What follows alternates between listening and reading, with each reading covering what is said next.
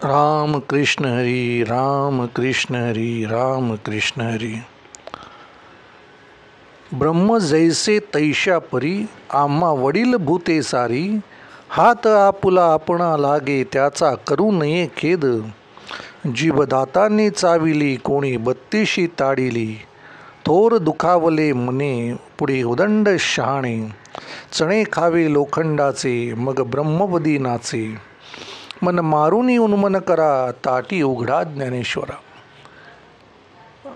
आदिशक्ती श्री संत मुक्ताबाई ताटीचे अभंग यातला हा 6वा अभंग आहे। अभंग ब्रह्म जैसे तैशा परी। हे संपूर्ण जग आहे ना, हे परब्रह्म स्वरूप आहे।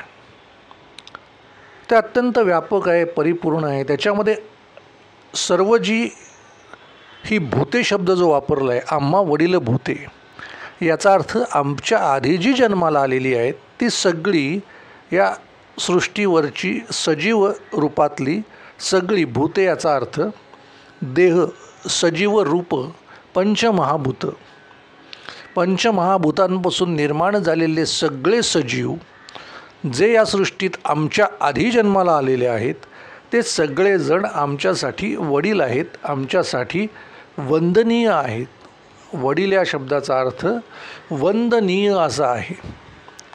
ते सगळे आमच्यासाठी वंदनीय आहेत। जर सगळं जग परब्रह्म स्वरूप आहे, सगळी पंचमहाभूतातून निर्माण झालेले सगळे आपल्या आधी जन्माला आलेले हे सगळे जर आपल्यासाठी वंदनीय आहेत, वडील आहेत, हात आपुला आपणा लागे त्याचा करू नये खेद।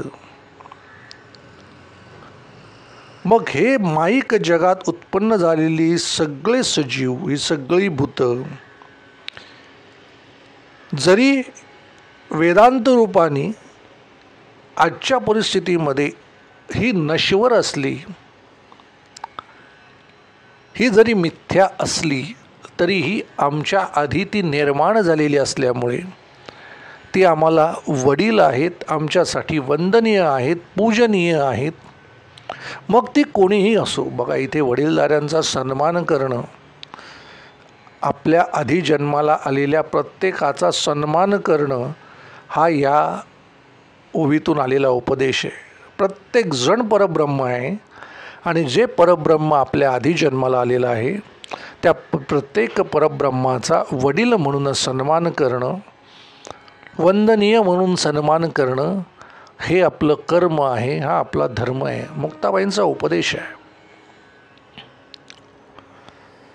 हात आपुला आपणा लागे त्याचा करू नये खेद।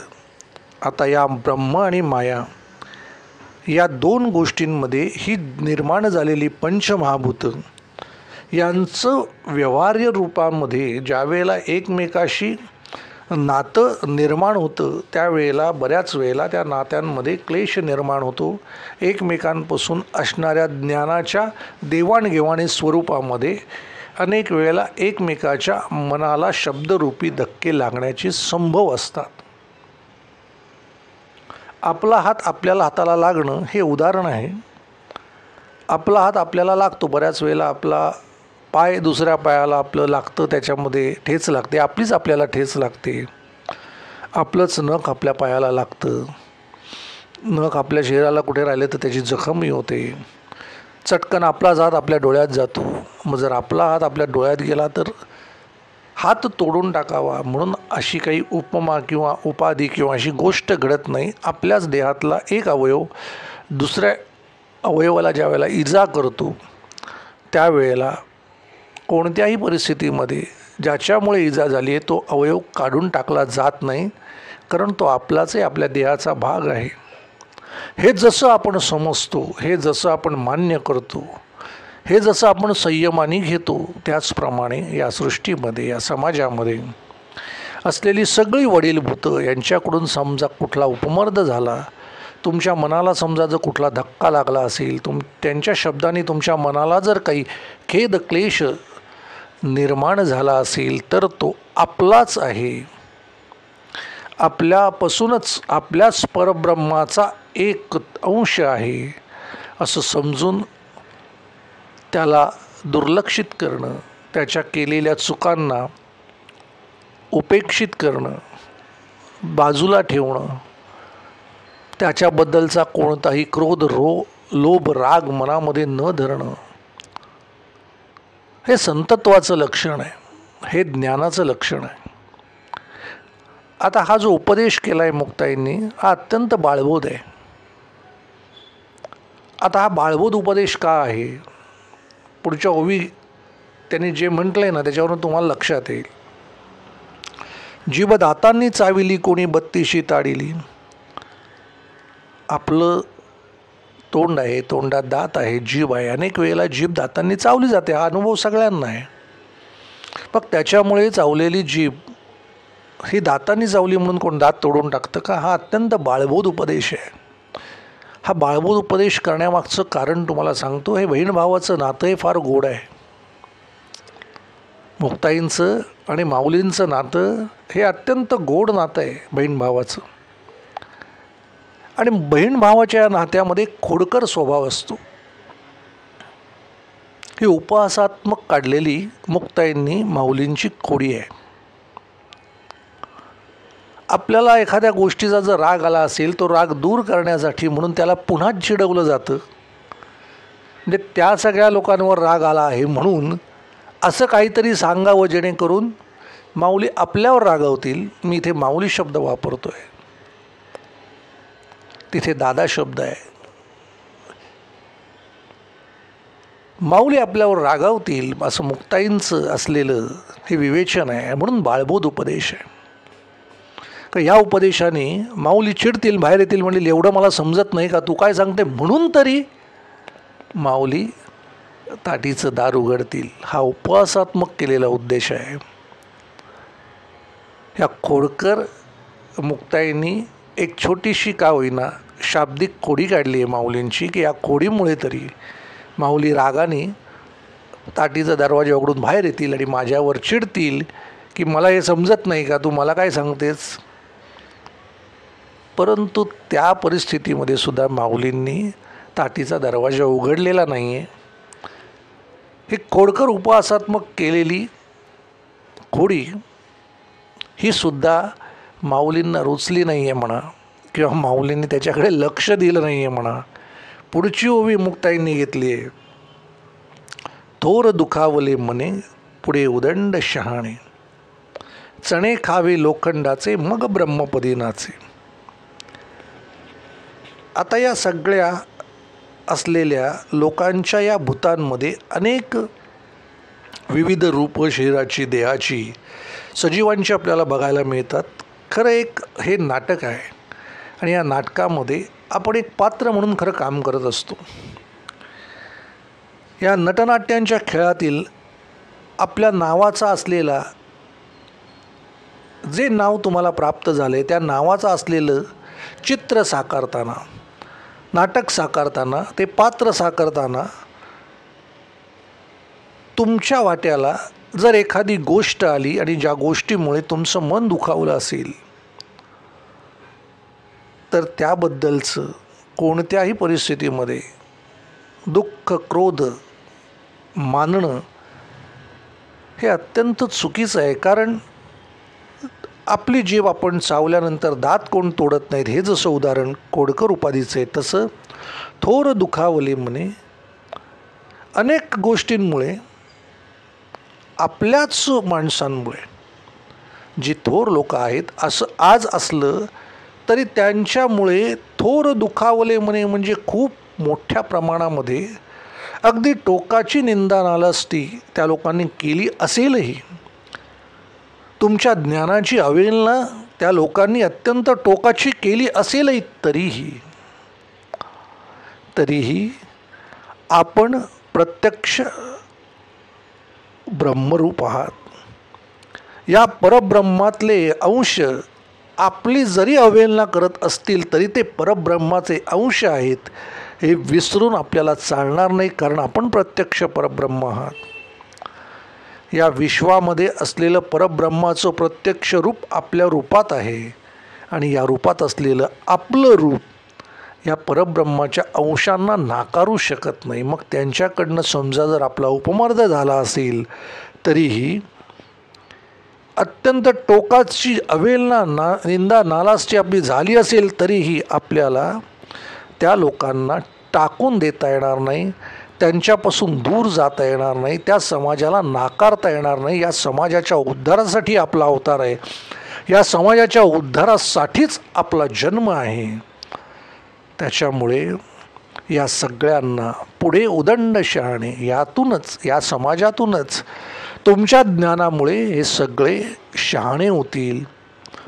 आपण यांच्यावर रागावलात तर यांचं असलेले अज्ञानत्व रूप कधीही नष्ट होणार नाही. याच्यामुळे यांच्यावर रागावण्याचा आपल्याला अजिबात अधिकार नाही.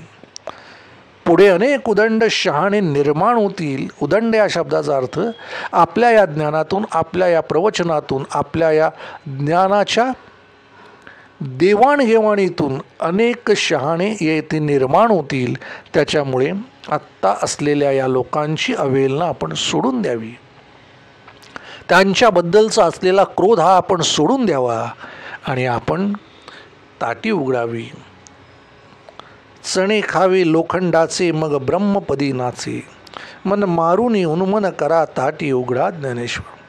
चणे खावे लोखंडाचे या शब्दाचा अर्थ आहे कोणत्याही परिस्थितीमध्ये ज्या वेळेला आपण एक महात्म रूप स्वतःमध्ये धारण करतो, मग तो प्रत्यक्ष भगवंत असला तरीही, मग तो रामाच्या रूपात असला तरीही त्याला ती दुःख सहन करायची, त्याला वनवास भोगायचा आहे. श्रीकृष्ण जन्माला आला तरी त्याला कैदेत जन्माला यायचं आहे. श्रीकृष्ण असला तरी त्याला बाळगोपाळांबरोबर त्या क्रीडा करायच्या आहेत. अनेक गोष्टी त्याला गवळ्याचा पोर म्हणून जगायचं आहे. राजा म्हणून जन्माला आला असला तरी गवळ्याचं पोर म्हणून जगायचं आहे. बघा, प्रत्येक गोष्टीचं एक एक रूप आहे. कृष्ण जन्माने राजा आहे, पण गवळ्याचं पोर म्हणून जगायचं आहे. कृष्ण सवंगड्यांमध्ये भगवंत असला तरी सवंगड्यांच्या असलेल्या त्या सगळ्या खोड्या, त्या गोपिकांच्या खोड्या त्यालाही सहन करायच्या आहेत. भगवंत प्रभू श्रीराम यांच्याबरोबर असलेला कैकईंचा हा दुस्वास प्रभू श्रीरामचंद्रांनी कधीही अंगीकारला नाही. कैकईंच्याबद्दलचा असलेला क्रोध कधीही मनामध्ये प्रभू श्रीरामांच्या आला नाही. म्हणून पुरुषोत्तम पुरुष प्रभू श्रीरामचंद्रांना म्हटलं जातं. कैकईबद्दलचं त्यांचं असलेलं मत ज्या वेळेला भरतासमोर प्रगट केलं की ती थोर जननी आहे जिने भरतासारखा पुत्र जन्माला घातला, म्हणून वंदन करणं म्हणजे प्रत्येक वाईट माणसामध्ये एक कुठला तरी गोष्ट, एक कुठला तरी गुण हा अत्यंत चांगला असतो. त्या चांगल्या गुणाचंच कौतुक करायचं आहे, दोषांच्याकडे दुर्लक्ष करायचं आहे, हा उपदेश आहे. महाराजाचा विचार जर आपण केला तर आजच्या समाजामध्ये आपल्याला अनेक नाती आपल्या शब्दांनी, आपल्या क्रोधाने आपण दुखावलेली बघितली असतील. काही क्षणिक रागामुळे वर्षानुवर्ष आपल्या नात्यांवरती प्रश्नचिन्ह निर्माण करून भाऊ बहीण एकमेकाशी बोलत नसतील. वडिलांशी आईशी नाराज होऊन मुलगा निघून गेला असेल, तो त्यांच्याकडे कधी परत येत नसेल, त्यांना फोन करत नसेल. वर्षानुवर्ष आई वडिलांशी तो बोलत नसेल. बहीण भावांचं नातं असेल ते एकमेकाशी बोलत नसतील. भाऊ भाऊ आपल्या जमिनीच्या वादातून काही क्षुल्लक गोष्टींसाठी एकमेकांशी कधीही एकमेकांच्या जवळ, एकमेकांच्या बाजूला उभे राहत नसतील. पिढीजात असलेला संघर्ष दोन कुटुंबांना कैक वर्ष दुरावत ठेवत असेल. हा क्रोध ज्याच्यापासून निर्माण होतो, तो क्रोध, हा निर्माण होणारा क्रोध दूर ठेवणं, आपल्या माणसांबद्दल नाती, एकमेकांची असलेली नाती हे एकमेकांचे असलेले एकाच कुटुंबातले असलेले शरीराचे अवयव आहेत. प्रत्येक नात्याला एक स्वतःचं असं एक अस्तित्व आहे, ते नाकारता येणार नाही. हे कौटुंबिक असलेलं शरीर, हे नातं तोडून जाणं हा आज क्रोधाचा परमोच्च बिंदू, शेवटचं टोक आहे. क्रोधामुळे अनेक गोष्टी या समाजात तुम्हाला घडताना दिसतील. क्रोधामुळे नाती विस्कटलेली आहेत, क्रोधामुळे माणसं दूर गेलेली आहेत. या क्रोधामुळे अत्यंत क्षुल्लक गोष्टीसाठी अगदी शेवटचं टोक गाठून कुटुंब नष्ट करण्यापर्यंत माणसं गेलेली आहेत. कारण हा उपदेश जो संयमाचा आहे, मनावरती असलेलं संयमाचं जे एक प्रभुत्व आहे, ते या समाजातून संपूर्णपणे नष्ट झालेलं आहे.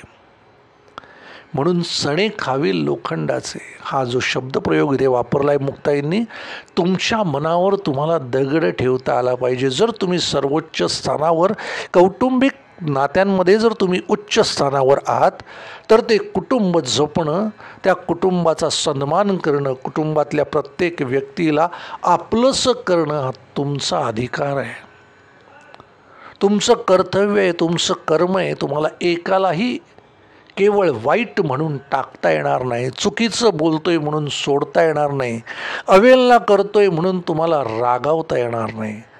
महाराज उपदेश तुमच्या आमच्या रोजच्या आयुष्यातल्या खूप मोठ्या गोष्टीशी निगडीत आहे. वर्षानुवर्ष आपल्या जीवनात असलेल्या त्रोटक आयुष्यामधली अनेक वर्ष, अनेक नात्यांपासून आपण दुरावलो आहोत केवळ या संयमाच्या उपेक्षेने. संयम आपल्याकडे नाही, हे उपदेश आपल्याला समजलेले नाहीत. वर्षानुवर्षांचे हे वेदांच्या पलीकडे वेदांतीत असलेले उपदेश जे अभंगातून मुक्ताईंनी माऊलींना सांगितलेत, यांचा योग्य अभ्यास आपल्यापर्यंत पोचला नसेल म्हणा, किंवा आपण त्याचा विचार केला नसेल म्हणा. आजही वेळ गेलेली नाही. प्रत्येक नात्याला फुलवण्यासाठी तुम्ही जर प्रयत्न केलात, तर या अभंगाचा उपदेश तुम्हाला समजला असं म्हणायला हरकत नाही. चणे खावे लोखंडाचे मग ब्रह्मपदी नाचे. महात्म्याला लोखंडाचे चणे खावेच लागतात, अशक्य अशी दुःखे सहन करावीच लागतात, तरच आपणास ब्रह्मपदी पोचल्यानंतर त्या ब्रह्मपदामध्ये असलेल्या आनंदाचा, सुखाचा स्वीकार, अंगीकार करता येईल, ज्याच्यामुळे आपला देह या पृथ्वीवरती त्या ब्रह्मसुखामध्ये नाचेल, रममाण होईल. त्या उच्चतम महान पदवीला प्राप्त झालेला प्रत्येक जण हा संत महात्म्याच्या त्या शेवटच्या थोरपणाला जाऊन पोचेल, त्याच वेळेला ज्या वेळेला या सृष्टीमध्ये असणाऱ्या प्रत्येक अवेलना, निंदा, नालास्ती या सगळ्या गोष्टी तुमच्या समोर घडत असताना सुद्धा त्यांना दुर्लक्षित करणं, उपेक्षित करणं, बाजूला ठेवणं आणि पुन्हा ज्ञानाच्या मार्गावर त्या समोरच्या व्यक्तीला आणणं, हे समाज नियमानुसार माऊली तुमचं काम आहे आणि तुम्ही ते केलंच पाहिजे. हा मुक्ताईंचा हट्ट आहे. मन मारून येऊन मन करा, ताटी उघडा ज्ञानेश्वर. आपल्या अवतीभोवती असलेल्या अज्ञानी लोकांच्या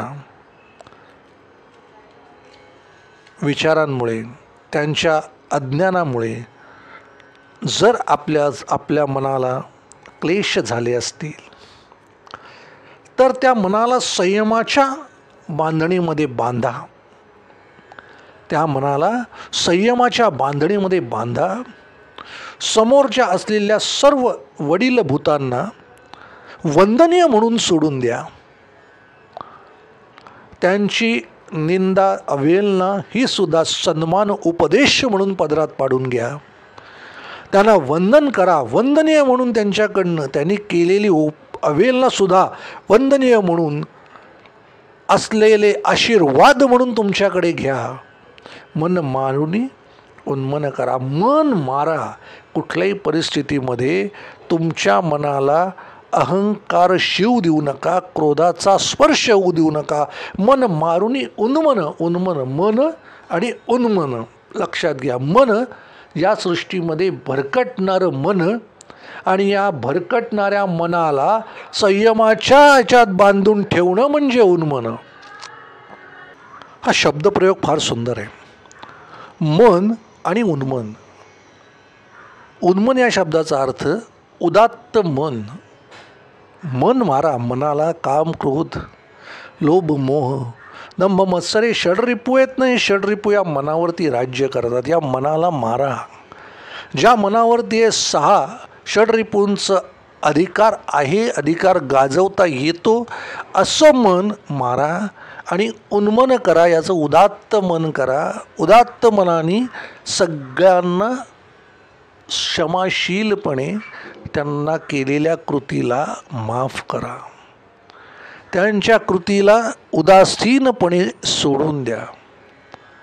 त्यांनी केलेल्या अवहेलनाला, त्यांनी केलेल्या निंदेला, त्यांनी केलेल्या अत्यंत टोकाच्या टीकेला दुर्लक्षित करा. दुर्लक्षित करणं, समोरच्या व्यक्तीला क्षमाशीलपणे माफ करणं, समोरच्या व्यक्तीच्या निंदेला आपल्या मनाला न शिवू देता उपेक्षित करणं, मनावरती असलेलं या क्रोधाचं राज्य संपूर्णपणे नष्ट करणं. अहो महाराज, हे मन आणि उन्मन हा खरा आपला विचार आहे. जरी तो मुक्ताईंनी आदिशक्तीने जर माऊलींना सांगितलेला असेल ना, तरी आपल्याला हा लागू पडतो शेवटचा उपदेश. मन उन्मन करा, ताटी उघडा ज्ञानेश्वरा. मन मारूनी. तुम्हालाही जमतंय का? आम्हालाही जमतंय का? अनेक गोष्टी आहेत ज्या गोष्टींमध्ये नातं तुटेल, आपल्यावरती संयमाने आपल्यातनं अशी गोष्ट घडेल की ज्यामुळे कुटुंब उद्ध्वस्त होईल. कुटुंब नष्ट करून टाकणाऱ्या या प्रवृत्त्या समाजात जागोजागी दिसत आहेत. उदाहरणं तुमच्या डोळ्यासमोर दिसत आहेत. या टी व्हीवरती आपण ते बघतोय. काही क्षुल्लक कारणावरनं आपलं कुटुंब नष्ट करून टाकणारं हे विकृत मन तयार होतं आहे समाजामध्ये. हे मन मारलं गेलं पाहिजे. ही भावना ठेचली गेली पाहिजे. याचं उदात्तीकरण नको. आपल्या मनावरती स्वतःचं राज्य असणं, उदात्त मनाचं राज्य असणं हे प्रत्येक व्यक्तीने आज अंगीकारायला हवं. कारण समाज कोणत्या दिशेला चालला आहे. एका झटक्यात नातं तोडून त्या नात्याला पायदळी तुडवून निघून जाणारा जो स्वभाव आहे, जे मन आहे, हे मन मारून उदात्त मनाने झालेल्या गोष्टीला आपलाच आहे असं समजून त्याला पांघरून घालून त्याच्या असलेल्या चुकांना दुर्लक्षित करून नातं टिकवणं, त्या नात्याला पुन्हा फुलोरा देणं, पुन्हा फुलवणं, ही उदात्त मनाची उन्मनी अवस्था म्हणतात ना, ती अवस्था आहे त्या मनाची. असं मन तयार करणं हा उपदेश आहे मुक्ताईंचा. असं मन तयार करा, ताटी उघडा ज्ञानेश्वरा. तुम्ही आणि आम्ही हा उपदेश अंगीकारला पाहिजे. सामान्य माणसाला गरज आहे. आज वेड्या वाकड्या वातावरणामध्ये जगणारं आपलं हे मन, या मनाला या उन्मन करण्यासाठी, उदात्त करण्यासाठी, मग कौटुंबिक पातळीवर असेल, सामाजिक पातळीवर असेल, एवढ्या मोठ्या संयमाची आज गरज आहे ना. तो संयम आपल्याकडे अंगामध्ये, मनामध्ये बाणवण्यासाठी म्हणून जी काही गरज आहे ती या प्रवचनातून, आध्यात्मिक साधनेतून प्राप्त होते. हा उपदेश शांतपणे जर विचारपूर्वक जर तुम्ही अंगी बाणलात तर तुमच्या लक्षात येईल की आपल्याला खरं म्हणजे या उपदेशाची आपल्याला आज नितांत गरज आहे. या समाजाला गरज आहे. कुठल्या दिशेने समाज जातो याचा जर तुम्ही विचार केलात तर तुम्हाला समजेल मन मारूनी उन्मन करा उपदेश किती मोठा आहे. हे मन मारता आलं पाहिजे. त्या क्षणाला क्रोध संपवता आला पाहिजे. क्रोध बंद करणं, राग बंद करणं हे ज्याला जमलं तो या ब्रह्मपदाचा अधिकार आहे. फार सुंदर अभंग होता. पुढचा अभंग खरा याला जोडून घेता आला पाहिजे होता, परंतु वेळेचं बंधन पाळतो. महाराज पुढच्या प्रवचनात नक्की भेटूया. तोपर्यंत राम कृष्ण हरी, राम कृष्ण हरी, राम कृष्ण हरी.